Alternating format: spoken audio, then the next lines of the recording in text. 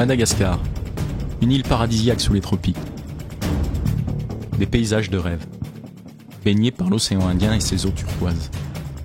Là-bas, un archipel, Nociara, un petit bout de terre vierge jamais exploré à ce jour, recouvert d'une forêt de calcaire, les fameux Tsingy. Excités à l'idée de fabuleuses découvertes, nous décidons de partir.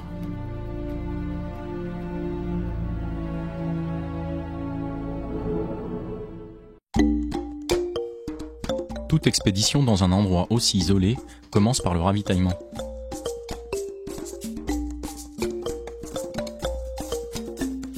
Nous profitons de la fantastique diversité du marché de Diego Suarez.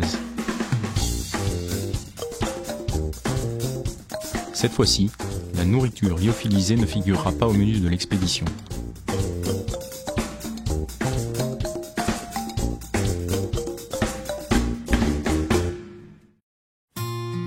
Les formes particulières des Tsingy sont dues à des conditions physico-chimiques spécifiques particulières que l'on peut résumer par des calcaires purs, une fracturation importante, des précipitations abondantes et surtout une absence totale de gel.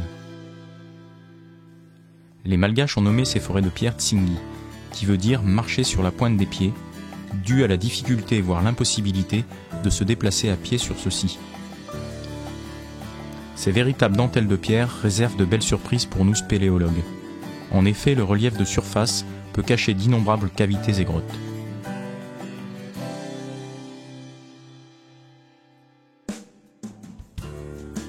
À Madagascar, on peut observer ces fameux Tsingy sur 4 sites: Bemara, Namuruk, Ankarana et Nociara.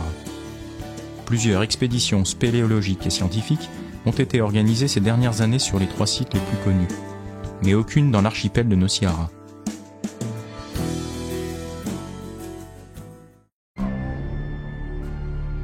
L'île, aussi paradisiaque qu'elle y paraît, devient diabolique dès notre premier jour. Brûlée par le soleil et sans eau, cette partie est la plus inaccessible et la plus inhospitalière de cette monumentale forteresse que sont les Tsingy. Des blocs de roche se détachent sous chacun de nos pas. La végétation se referme autour de nous. Une chaleur insoutenable, sans une seule goutte d'eau. Pas de réseau pour communiquer avec le reste du monde. Nous prenons conscience que nous n'avons pas droit à l'erreur. Sur le toit des Tsingy, le relief est si déchiqueté que plusieurs heures sont parfois nécessaires pour parcourir une centaine de mètres sur des lames tranchantes comme des rasoirs.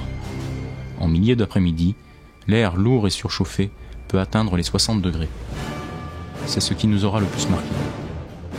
Nos réserves d'eau épuisées, notre bivouac détruit par des rafales de vent nocturnes, notre retour dans une embarcation qui n'en a que le nom. Épuisée et assoiffée, cette île a failli avoir raison de nous.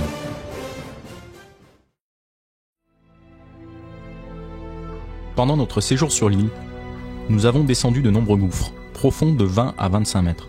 Nos recherches nous mènent au-dessus d'une profonde doline, dans laquelle nous trouvons 2 grottes.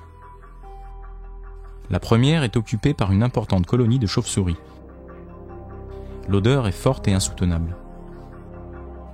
La seconde entrée donne sur une belle galerie. Elle se termine par une succession de passages étroits. Nous devons malheureusement abandonner devant une chatière impénétrable. Seul le courant d'air violent continue sa course vers l'inconnu.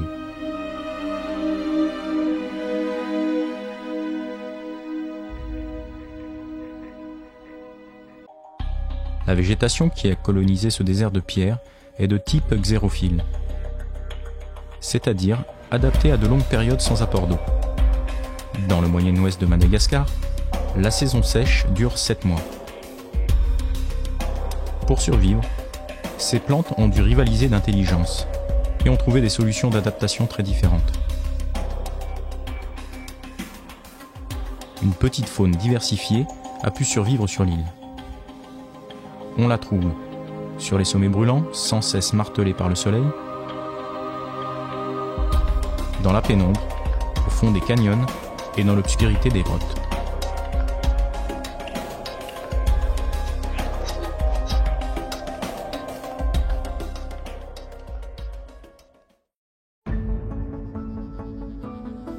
Nous retiendrons de cette expédition des magnifiques paysages une faune et une flore endémiques sans égal, mais malheureusement de piètres résultats d'un point de vue spéléologique. Nous nous souviendrons également de l'atmosphère, une ambiance pesante, permanente, qui nous a fait comprendre que nous ne sommes pas les premiers explorateurs de ces lieux. Ces îlots ont servi de repère à de nombreux pirates au XVIIe siècle, et malgré nos recherches, le fabuleux trésor oublié reste introuvable.